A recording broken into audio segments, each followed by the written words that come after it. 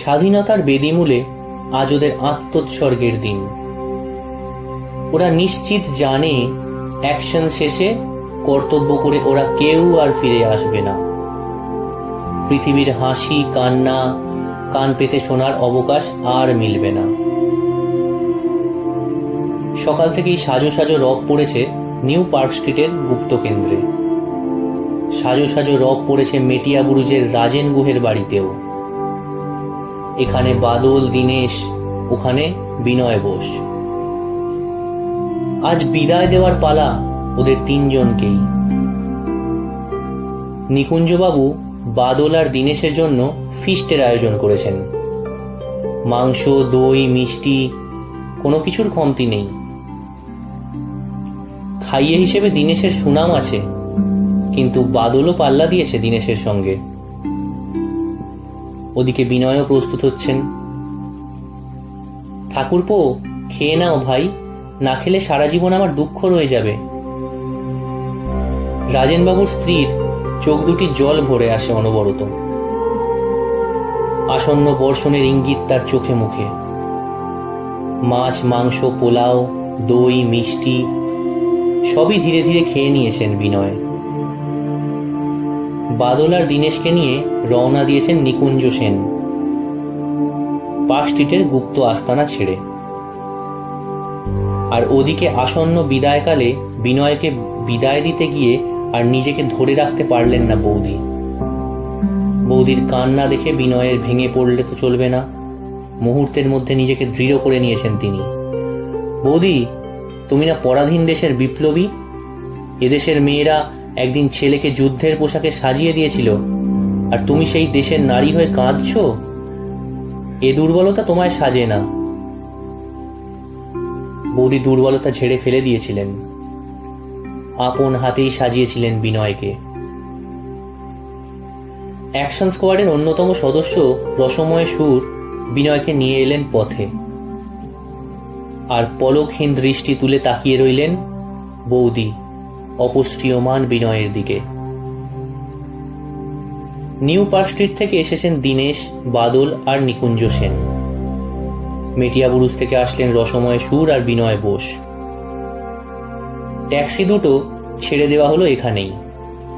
সাবধানের মার নেই, শেষ সময় ভরাডুবি না হয়। নেওয়া হলো আরো একটা ট্যাক্সি। এবার যাত্রা হবে শুরু। বিনয়, বাদল, দীনেশ ট্যাক্সিতে উঠে বসেছে। রসময় সুর ও নিকুঞ্জ সেন দুজনেই ঠায় দাঁড়িয়ে আছেন। চোখ দুটো তাদের জলে ঝাপসা হয়ে আসে। ওরা জানেন বিপ্লবীর কান্না শোভা পায় না। তবু ঠিক সেই মুহূর্তে ওরা আর নিজেদের সামলে রাখতে পারলেন না। ঢাকায় লোম্যান 29শে আগস্ট নিহত হয়েছেন বীর বিপ্লবী বিনয় বোসের হাতে। আর আজ 8ই ডিসেম্বর, মাঝে 3টি মাসের ব্যবধান। এবারের প্রথম লক্ষ্য বিভাগের inspector general lieutenant colonel Simpson. 1930-এর এপ্রিলে অসহযোগ আন্দোলনকে কেন্দ্র করে ধৃত বন্দীদের জায়গা দিতে পারছিলেন না আলিপুর সেন্ট্রাল জেলের সুপারিনটেন্ডেন্ট মিস্টার সোম দত্ত। রোজই বন্দীর সংখ্যা বাড়ছে, অথচ জেল সুপার নির্বিকার চিত্তে বন্দীদের নিচ্ছেন। প্রতিবাদ জানাচ্ছেন না তিনি। স্থান সংকুলন যে আর হচ্ছে না সে খবর তিনি জানাচ্ছেন না কর্তৃপক্ষকে।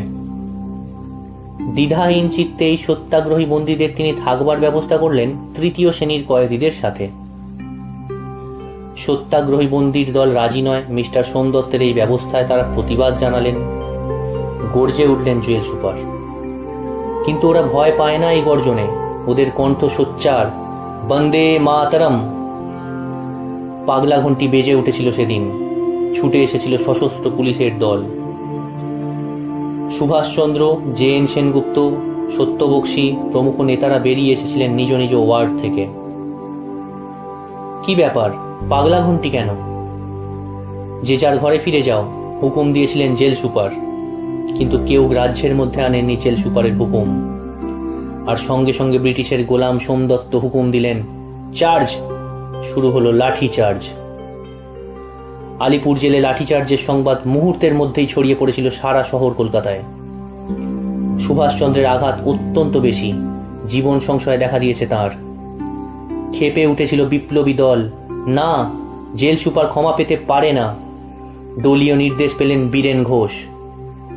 একজন সুযোগ্য সহকর্মী নিয়ে বেরিয়ে পড়লেন বীরেন ঘোষ, পকেটে রিভলভার। সুভাষ বসুর রক্তের ঋণ তাকে শোধ করতেই হবে।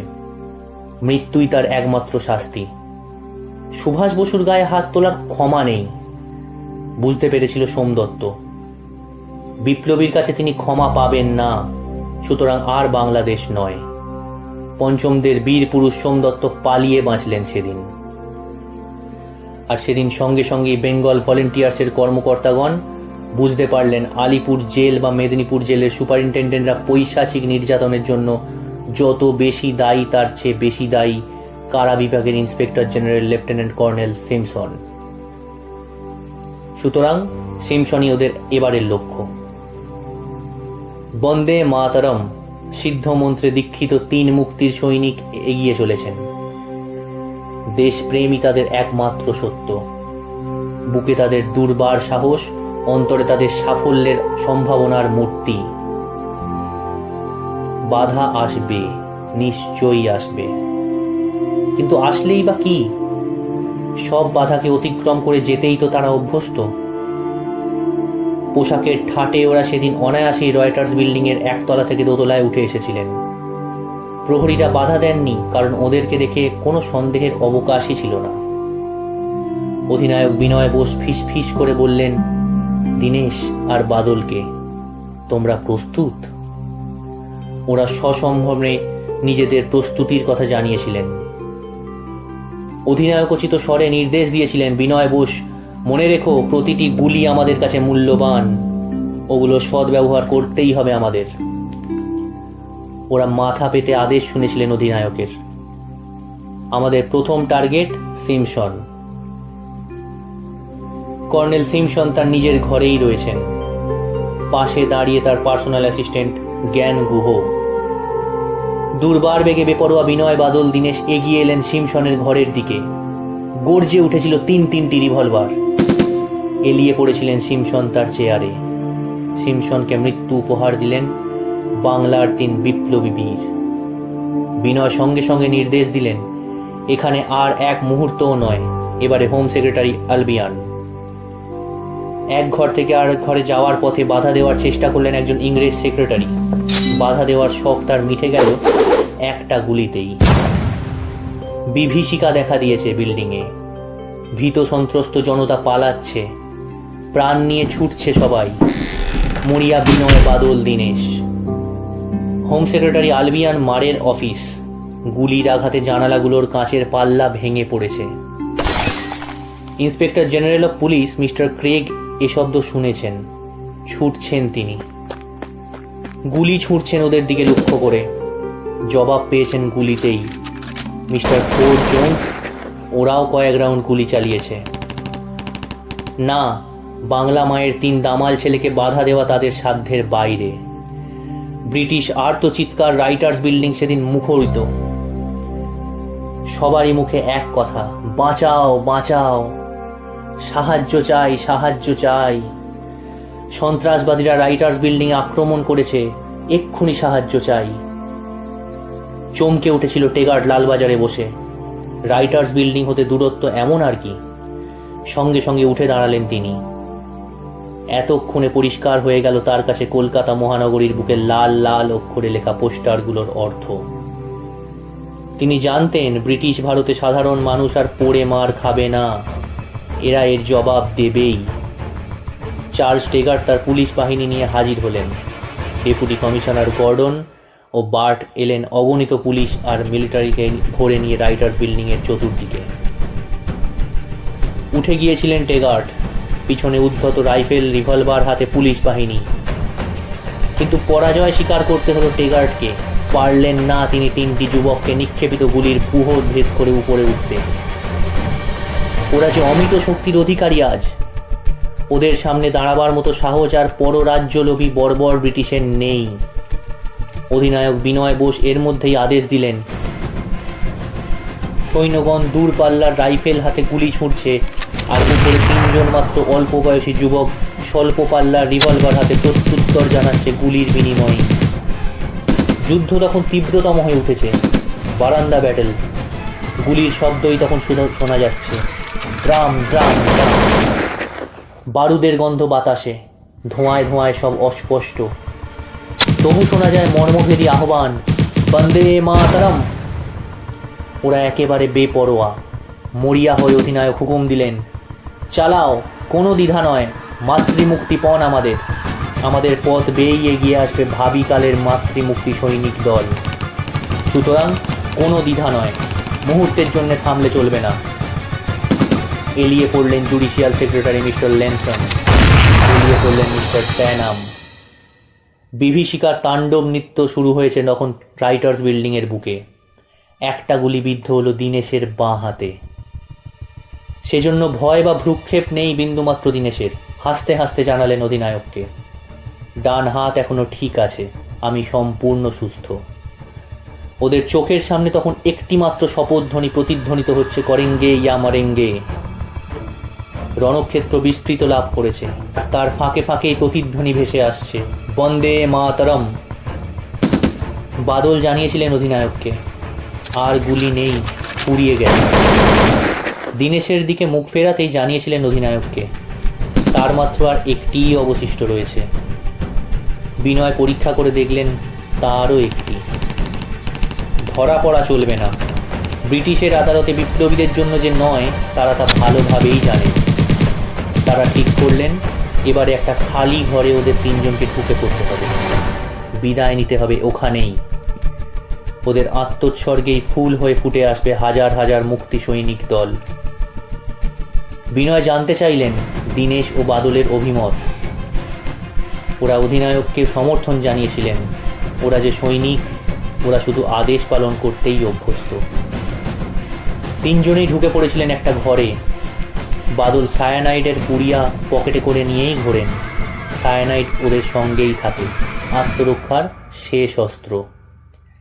দীনেশ আর বিনয় দুজনেই দুজনের রিভলভারে নিয়ে প্রস্তুত। আর দেরি নয়। বজ্র নির্ঘোষ ছন্দে ওরা গর্জন করে উঠলেন, বন্দে মাতরম। শেষবারের মতো ওদের হাতের রিভলভার গর্জে উঠল। নিজেদের দিলেন বলিদান, লুটিয়ে পড়লেন মাটিতে। অগ্নিযুগের ইতিহাস আকাশে তিনটি উজ্জ্বল জ্যোতিষ্কের পতন হলো। বন্ধ হলো বারান্দা ব্যাটে। লেখা হলো লাল অক্ষরে তিনটি নাম, বিনয়, বাদল, দীনেশ। এবার টেগার্ড উপরে উঠে এলেন। দেখলেন তিন যুবক মাটিতে পড়ে আছে, একজন মৃত, অপর দুজন গুরুতর আহত। বাদল সায়ানাইটের পুড়িয়া মুখে দিয়েছিলেন। সৈনিক তিনি, সৈনিকের মতো হাসতে হাসতে বিদায় নিলেন তিনি। রচনা করলেন ইতিহাসের নতুন অধ্যায়, যে অধ্যায়ে তিনি শিক্ষা দিলেন সৈনিকের জীবন শুধু আদেশ পালনের, কৈফিয়ত তলবের নয়। নিকুঞ্জ সেনের হাতে গড়া বাদল আর নেই। দীনেশ গুপ্ত আহত, গলার বাঁ দিকে গুলি ঢুকেছে। আহত বিনয় বসো কপালের দুই দিকে বিঁধেছে, কিন্তু জ্ঞান আছে তার। টেগার্ড প্রশ্ন করেছিলেন, তোমার নাম কি? এক মুহূর্তের জন্য হাসি ফুটে উঠল বিনয়ের মুখে। যাকে তোমরা হন্যে হয়ে খুঁজে বেড়াচ্ছ, আমি সেই বিনয় বোস। চমকে উঠেছিলেন টেগার্ড। ওরা কারা? না, আর কোনো কথা নয়। এবারে বিনয় পরম নিশ্চিন্তে চোখ বন্ধ করেছিলেন। অপার অগাধ শান্তি পেয়েছিলেন যেন তিনি। তৎপর হয়ে উঠল ব্রিটিশ পুলিশ। শুরু হয়েছে পোশাক পরিচ্ছদের তল্লাশি। শেষ খবরে জানা যায় একজন আততায়ী আত্মহত্যা করিয়া মরিয়াছে, অপর দুইজন আশঙ্কাজনক অবস্থায় অবস্থান করিতেছে। একজনকে বিনয় বসু বলিয়া নিশ্চিন্ত রূপে জানা গিয়াছে, সে নাকি ওই মর্মে এক মৃত্যুকালীন জবানবন্দি দিয়েছে। সেই বিনয় কৃষ্ণ বসু এবং সেই মিস্টার লোমাকে হত্যা করেছিলেন। আততায়ীগণ তিনজনেই ইউরোপীয় পোশাকে ভূষিত হইয়াছিলেন।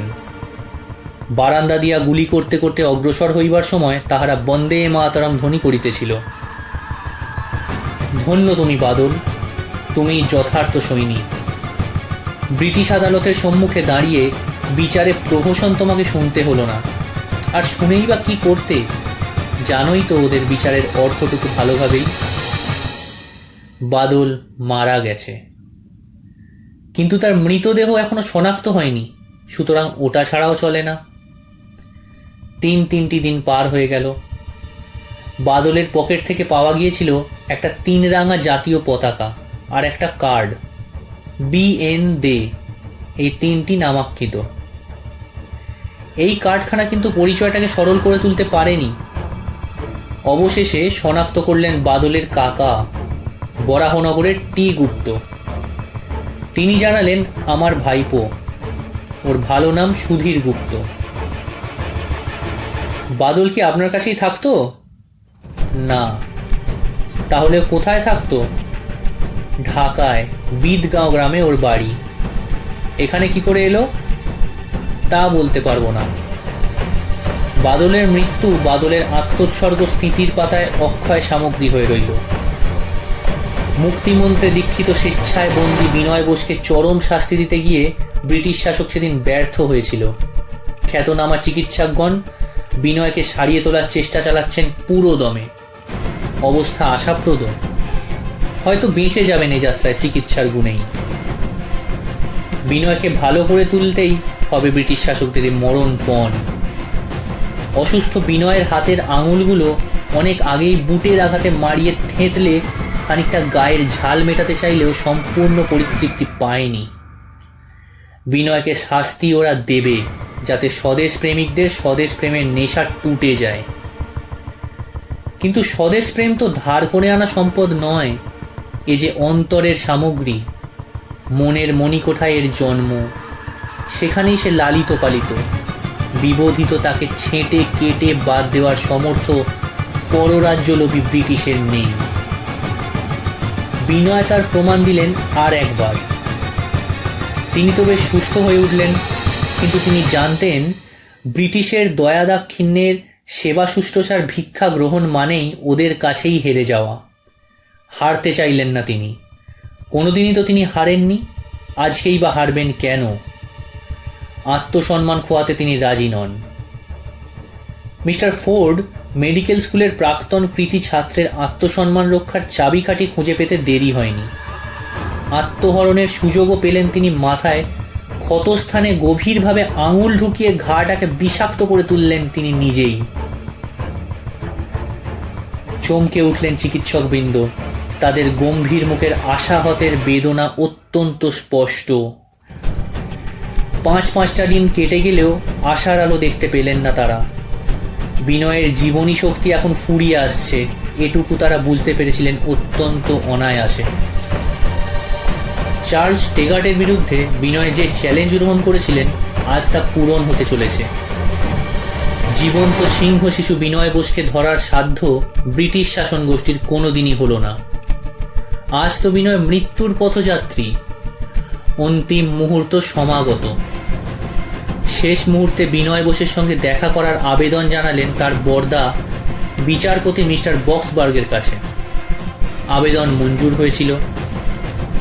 বিজয় বোস বাবা মাকে সঙ্গে নিয়ে এসেছিলেন মৃত্যু পথযাত্রী বিনয়কে দেখতে, কিন্তু মেডিকেল কলেজ হাসপাতালের কর্মকর্তাগণ আদালতের হুকুমনামা মানেননি।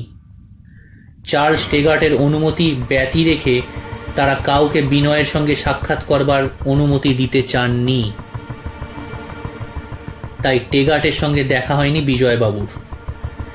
তিনি দেখা করলেন ডিস্ট্রিক্ট কমিশনার সাউথের সঙ্গে, যোগাযোগ করলেন অ্যাসিস্ট্যান্ট কমিশনারের সঙ্গেও। সকলের মুখে ওই একই কথা, টেগার্ট সাহেবের হুকুম ছাড়া দেখা করার জো নেই। ক্ষেপে উঠলেন বিজয় বোস। ব্রিটিশ কর্মচারীদের ছেলে খেলার মাত্রা হারানোর ক্ষুব্ধ হয়ে ফুলে উঠেছিল বিজয় বোস। মৃত্যু পথযাত্রী সন্তানকে তার পিতা মাতা শেষ সময় দেখতে পাবেন না, এত বড় অন্যায় আচরণ, এত বড় অন্যায় আবদার মেনে নেবেই বা কেন? তাই তিনি সোজা ফিরে এসেছিলেন কোর্টে, আবার বিচারপতি মিস্টার বক্সবার্গের এজলাসে। কেন এই প্রহসন? ওরা যখন হুকুম মানবেনই না, তখন এই হুকুমনামা দেওয়ার কি দরকার ছিল টেগার্টের? তখন তাকে এমন একটা ছেলে ভোলানো মোয়া ধরানোর মানে কি? রাগে গর্জে উঠেছিলেন বক্সবার্গ। এত বড় স্পর্ধা ডেকার্টের, আর তাতে লাভই হয়েছিল বিজয়বাবুদের। অনুমতি পেলেন সহজে, নির্বিঘ্নে পৌঁছলেন তিনি এবং তার পিতামাতা। ওই তো ওখানে শুয়ে আছে বিনয়। বিনয়, আমরা সবাই তোকে দেখতে এসেছি। না, সাড়া দেননি বিনয়। মৃত্যুর পদধ্বনি শুনতে পাচ্ছেন তিনি, মুখের প্রতিটি রেখায় সেই কষ্টের প্রতিফলন। পিতা রেবতীমোহন বসুর চোখে ক্ষোভ, সেই অন্তরে শুধু পুত্র বিয়োগ ব্যথার জ্বালা। তা না হলে এমন পুত্রের পিতা সে তো পরম ভাগ্যের কথা। তাই মুখের রেখার শোকের আসন্ন ঝড়ের ইঙ্গিত নেই। ধৈর্য ও সহিষ্ণুতা নিয়ে আক্ষেপ করছেন না। ধীরে ধীরে তিনি হাত রাখলেন ছেলের মাথায়, কণ্ঠে তার শোকদীর্ণ হৃদয়ের আকুতি। খোকা, একবার চোখ মেলে চা বাবা, আমি যে তোকে দেখতেই এসেছি। মায়ের এ আহ্বান সাড়া দিয়েছিল বিনয়ের মনকে।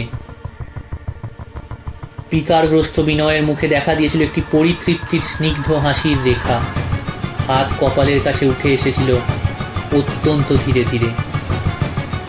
মাকে, জন্মভূমিকে, দেশের লক্ষ লক্ষ নির্যাতিত মানব আত্মাকে তিনি হয়তোবা জানালেন শেষ প্রণাম।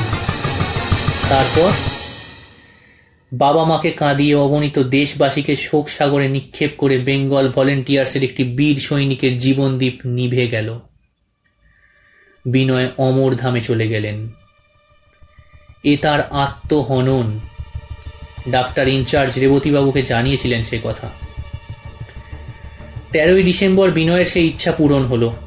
আত্মহত্যার এত প্রচেষ্টা সার্থক হলো। বিনয় নেই, বিনয় মারা গেছেন।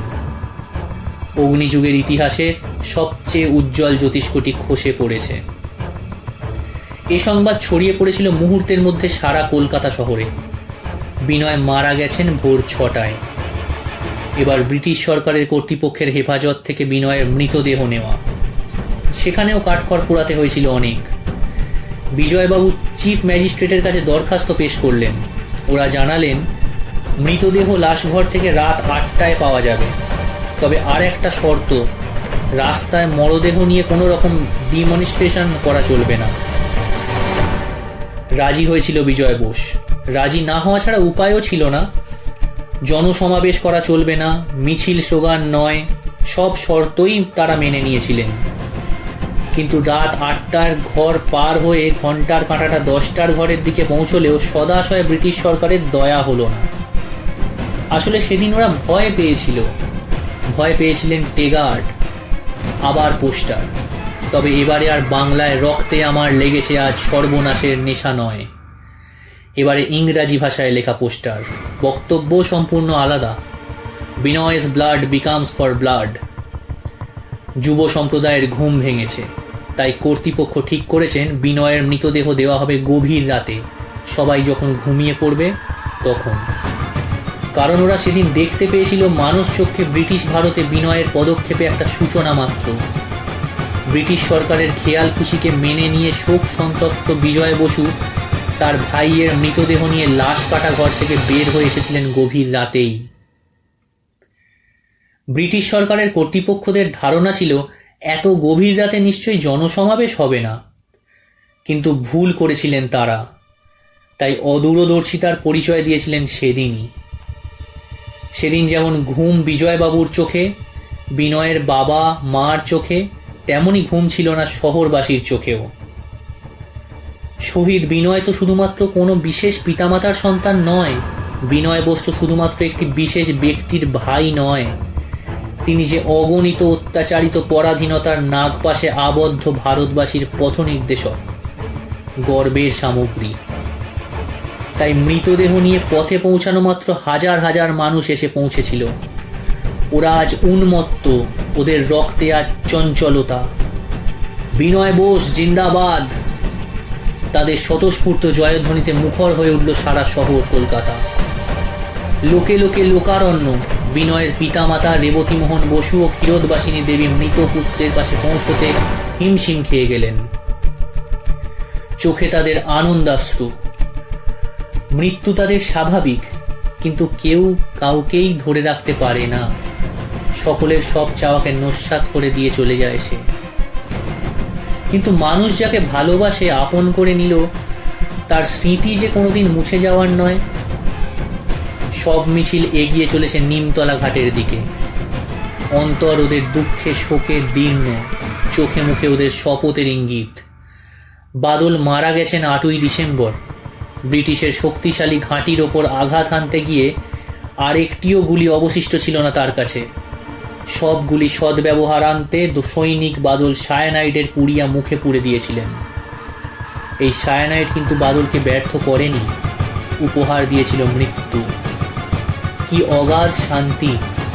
ব্রিটিশের বিচারের প্রহসন তাকে দেখতে হলো না।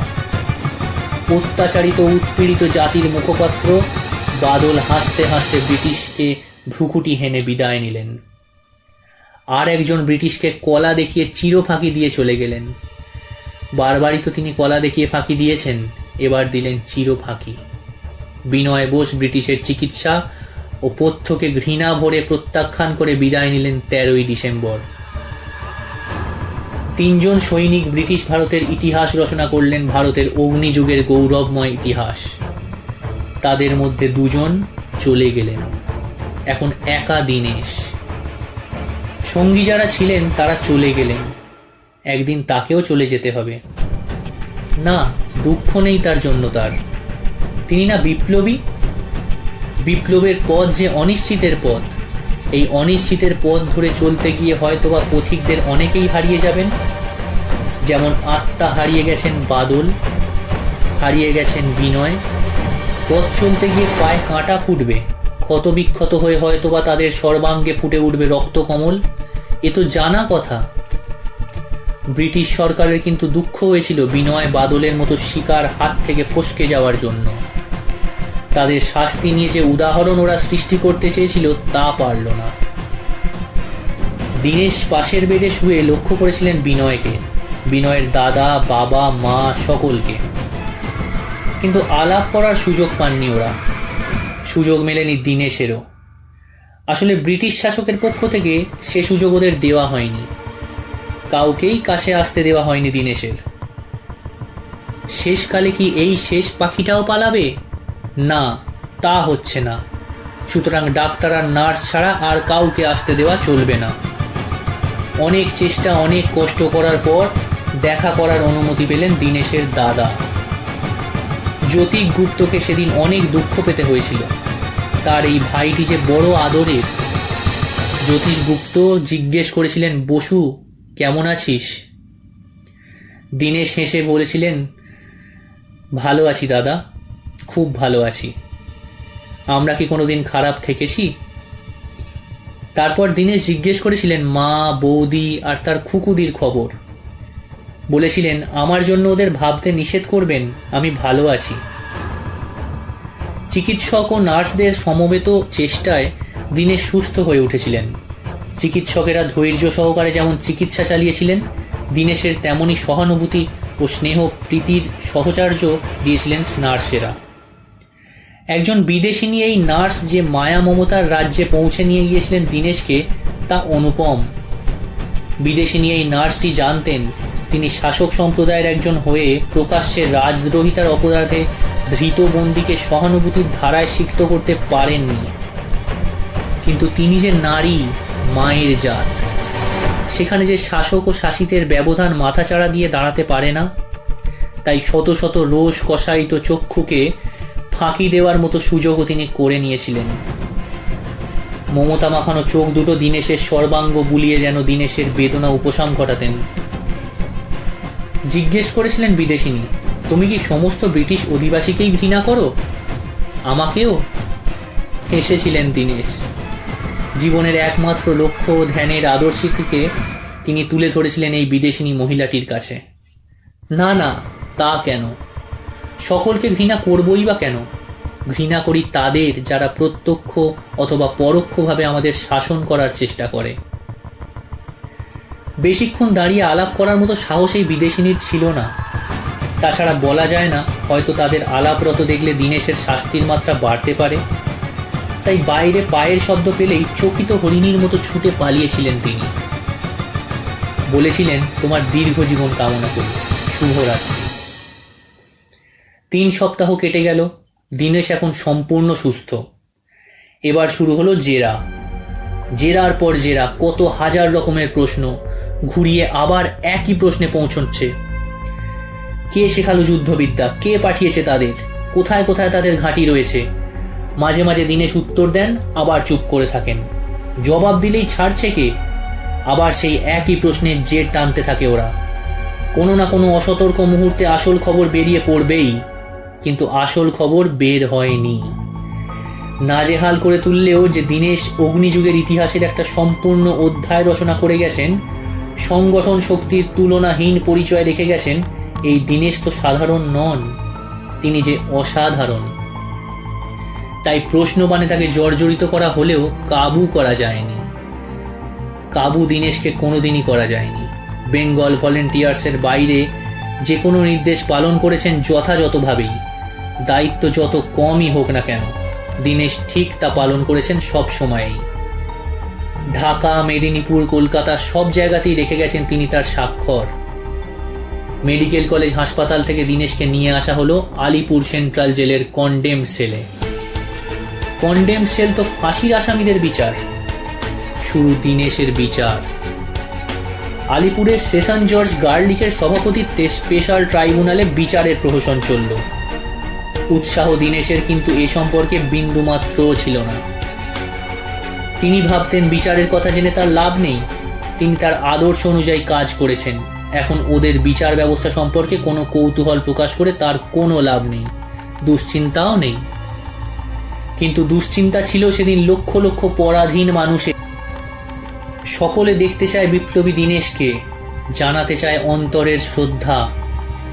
দীনেশ কিন্তু নির্বিকার। সেদিন মামলার রায় দিলেন বিচারপতি গার্লিক। সেদিনও দীনেশ একই রকম নির্বিকার ছিলেন। মামলার বিচারপতি কি জানতেন? জানতেন প্রতিটি বাঙালি। দীনেশের মনে সে সম্পর্কে কোনো আশঙ্কার ঝড় না উঠলেও দেশবাসী সেদিন মনে প্রাণে চেয়েছিলেন দীনেশের মুক্তি। অন্তত দীনেশের যেন প্রাণদণ্ড না হয়। সে আবেদন পৌঁছায়নি ইংরেজ সরকারের কর্ণে। বধির সেজে হুকুম দিলেন প্রাণদণ্ডের। এখন প্রিভি কাউন্সিল থেকে আদেশটাই বলবৎ করিয়ে নিলেন 16 কলায় পূর্ণ। প্রিভি কাউন্সিল বহাল রেখেছিলেন এ আদেশ। দীনেশ তার দাদার মুখে শুনেছিলেন সে কথা। দিনটা 6ই জুলাই। থমথমে রাত্রি প্রহরে প্রহরে এগিয়ে চলেছে গভীরে। জেগে রয়েছে আলিপুর সেন্ট্রাল জেল। সব ওয়ার্ডের রাজনৈতিক বন্দী ভাবছেন কাল ভোরে দীনেশকে পৃথিবী ছেড়ে চলে যেতে হবে। স্বাধীনতার মূল্যায়ন হবে তার মৃত্যুতে। কোনো ডাকই তো আর তার কানে পৌঁছবে না। দীনেশ ওদের সহকর্মী। অগ্নিযুগের ইতিহাসে যুগান্তর সৃষ্টিকারী দীনেশ আজ সাম্রাজ্যবাদী ব্রিটিশ শাসকের প্রতিহিংসার বলি। কবি, শিল্পী, লেখক, দার্শনিক, সর্বোপরি দেশপ্রেমিক দীনেশকে গুনতে হচ্ছে জীবনের শেষ প্রহর। আরও কত শত প্রাণ দিতে হবে বলিদান, কে বলতে পারে। দীনেশ ঘুমিয়ে আছেন, মুখে তার দৃঢ় উদ্বেগ, জীবনে প্রশান্তি। হঠাৎ ঘুম ভেঙে যায় দীনেশের। মৃত্যুদূতের পদধ্বনি শুনতে পেয়েছিলেন তিনি। সমাগত লগ্ন। এবার যে উঠে পড়তে হয়, যেতে হবে তাকে অনেক দূরে। সুপ্রভাত সার্জেন্ট, একটা চিঠির জবাব লেখার সময় চাই। ব্রিটিশ সার্জেন্টকে শুভেচ্ছা জানালেন দীনেশ। তারপর লিখতে বসলেন জীবনের শেষ চিঠিখানা। ওটা শেষ তাকে করতেই হবে। বৌদি, এইমাত্র তোমার চিঠিখানা পাইলাম। আমার জীবন কাহিনী জানাইবার সুযোগ রইল না। কিছু বা জানাইব বলো তো? আমার কথাই তো তোমাদের বুকে চিরকাল আঁকা থাকবে। তুচ্ছ কালির আঁচড় কি তাহাকে উজ্জ্বল করিয়া তুলিতে পারিবে? আমার যত অপরাধ ক্ষমা করিও। এ জন্মের মতো বিদায়, ভালোবাসা, তম প্রণাম জানিও। ইতি তোমার ঠাকুরপো। শেষ চিঠিখানা তুলে দিয়েছিলেন সার্জেন্টের হাতে। এই চিঠিখানা তুমি অফিসে জমা দিয়ে দিও। তারপর দৃঢ় বলিষ্ঠ কণ্ঠে দীনেশ বলেছিলেন, আমি সম্পূর্ণ প্রস্তুত।